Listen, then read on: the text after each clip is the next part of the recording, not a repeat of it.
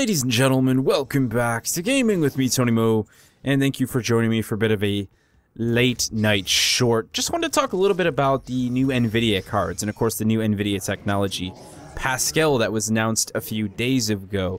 Now you guys are actually seeing some footage from Doom. This is actually Doom running on the Vulcan API. Sadly, this particular footage is of the game running on a Titan X, not the GTX 1080, but they did actually show off the GTX 1080 with the Vulcan API running Doom at the Nvidia event. If you guys didn't see that footage, there's a bunch of off-screen stuff for it that looks wicked awesome. Unfortunately, Bethesda left behind their 1080 at the event, so they instead decided to record this direct feed, uncompressed, with a Titan X. Either way, it's still showing off the Vulcan API, which is definitely impressive. They're one of the first developers to actually use it in their game and then show it to the public. Almost 200 frames per second at one time, and almost always above 120 FPS. Really staggering. If you guys want to watch the uncompressed video for yourselves, I will have a link to it down in the description below. But let's talk about that GTX 1080 and that GTX 1070, because to me, this was one of the biggest announcements we've had in PC gaming in a very long time. And honestly, I do also believe that this announcement and any future announcement made by AMD will also influence console gaming. So honestly, it's a massive announcement for gamers everywhere, and I think it's finally the idea of all of the components you need for a PC coming full circle in terms of affordability versus performance. Because if you look at CPUs and motherboards and power supplies and all the other bits that make up a PC, things are actually really affordable as it goes for building a high-end rig. You can get some pretty awesome hardware for a pretty decent price. But GPUs, in my opinion, have always kind of been a bit behind. Yeah, I can pick up a 980 or a 970 relatively affordably, and they're going to run really great. Or I can pick up like a 980 Ti and get really great performance, but it's going to cost me like $600 to $700. Those are, admittedly decent prices, right? We can't act like that's not an okay price point.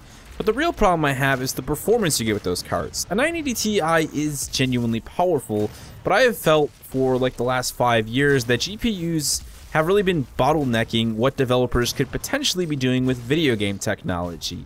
As pretty as the new Doom is, and games like The Witcher 3, and so on and so forth, deep down, I do want games to produce more. And I want it to be something that developers can just do without worrying about whether or not, the majority of the crowd is going to be able to run it, or if their console that they're developing it for is going to be able to actually push the game at 60 FPS.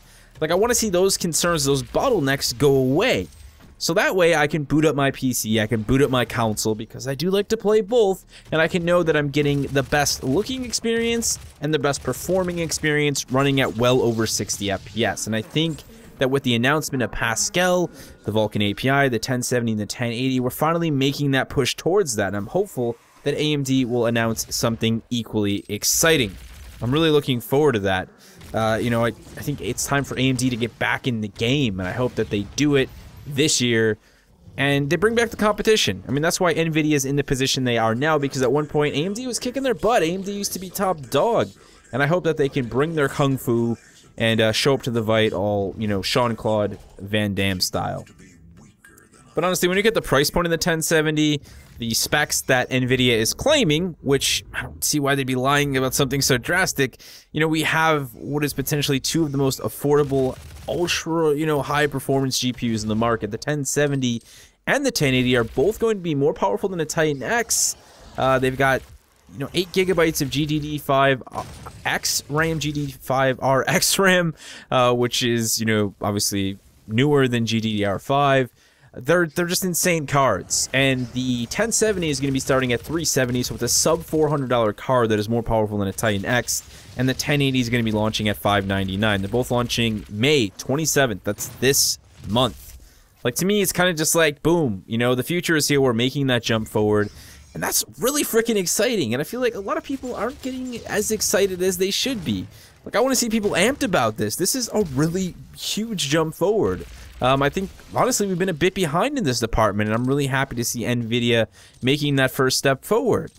Now, the other thing to consider, okay, this is obviously amazing for PC gaming. I think that, like I said, this is kind of, to me, like the full circle idea of, okay, You know, everything is relatively affordable, and you can build a pretty insane rig where you can just switch everything to the highest setting and then just run with it, at least in 1080p. And there's also the fact that 1070 and the 1080 are both going to be powerful enough where you can, you know, you can do VR, you can do 4K at a lower frame rate. Like, that's awesome to see that level of support with a card that is going to be sub $400 in the case of the 1070, and even, you know, a card like the 1080, which is going to be, again, less than $1,000. In case you didn't realize, if you go on Amazon right now and type in the Titan X, it's still like $1,000 GPU. It's pretty pricey. And the 980 Ti runs like $600 to $700, as I said. So, you know, that's amazing. But the other side of it, apart from, you know, the benefit for PC gaming, is potentially what can be going on, you know, in the dark corners of the corporations behind the Xbox One and the PlayStation 4. We've seen a lot of rumors regarding the PlayStation 4.5 and the Xbox 1.5. Phil Spencer even came out and said, you know, if we were going to do something more, I would want to go further than 1.5. Now, I'm happy that the next generation of consoles came, and they're now the current generation. That needed to happen. But if they want to stay in the game, in my opinion, if they want to be something that sit alongside of my PC, they need to step up the game. And with new technology now announced from Nvidia and possibly new technology coming from AMD, this would be the time to make those improvements. Like I said, I like playing my Xbox One. I like playing my PC. I like playing both of them. How wonderful would it be if the day came where I could go back and forth between the two, knowing that the games look as good as they possibly can, and that I'm able to run them at well over 60 FPS, and that the developers are able to make a game on the console that runs at well over 60 FPS. That would be a glorious day indeed for everyone, and I think it would definitely have a massively positive influence on both the sale of consoles as well as PCs. You know, I think when people see the price point for a card like a 1070, they start to get a little bit more enthusiastic about building their own, you know, high-end, enthusiast-style rig. And I also like the idea of slowly eliminating that bottom layer, the low-end gaming PC. You know, when I think of low-end PCs, I want to think of, you know, basically typewriter PCs. People who are using them to surf the web and write documents.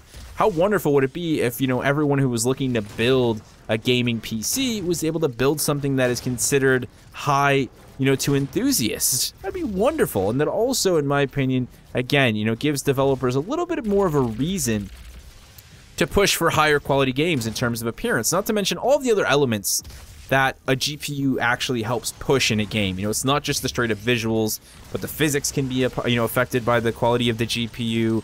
All of the little bits and pieces, the detail they can put in the environment, again, all affected, influenced by the power of the GPU. Knowing that there's a much larger user basis on the PC with, you know, those 1070s and those 1080s, I think that gives them a little bit of, you know, wiggle room to be like, you know, most people can actually run some of this stuff now. Like, let's make this a thing. Of course, it's always important to optimize your game for lower end rigs, but you know, no one's gonna go out and spend $300 on a, you know, a 970 or like an AMD 770 or a 7870 when they can buy a 1070 with 8 gigabytes of RAM, you know, that is gonna be able to crush a game like Doom on Ultimate for $370. Like, that's just insane. And you know, all I can say is it's a really damn good time to be a gamer. You know, this is a serious step forward, and I'm really excited to see what the future brings. I'm really happy and looking forward to hear from AMD as well. But all I know is that come May 27th, I will be spending the money that I've been saving up for my 980 Ti on a wonderful, beautiful GTX 1080. And hopefully by then, Vulcan will be updated and added to Doom, and I can boot up Doom and run it on my GTX 1080 and just be blown away. That's going to be really exciting. And also knowing, of course, that my rig will be VR ready. That's really all I want to talk about, guys. A little bit of some late night ramblings. It's like midnight here, and I was like, you know what? I really want to talk about this. I've been watching this Doom footage. Let's just, you know, let's just talk and have a little bit of fun. Please, guys, let me hear your thoughts and opinions on, you know, basically this next generation of GPUs. It's not just about Nvidia. While they are the first, you know, company to announce their next generation of GPUs. You know, I'm very much looking forward to seeing what AMD has to say, but just in general, you know, the idea of this price point versus the performance that we're getting out of these cards, you know, how does that excite you? Does it excite you, or is it something you're looking forward to? You know, what does it mean to you when we talk about the future of PC gaming as well as the future of console gaming? Also, I have to say that the footage they released at this Nvidia event and also this uncompressed footage really has me excited for Doom. You know, they've been showing off a lot of really slow, kind of dull footage that's making me question just how crazy they got with Doom single player. But this, let me just say, this revived a bit of the excitement for me, and I'm very much looking forward to playing Doom this Friday. You guys can expect to see it here on the channel. Anything else from me? Throw it down in the comment section below. Have a great night or possibly a great morning, depending on where you live, and I will see you in the next one.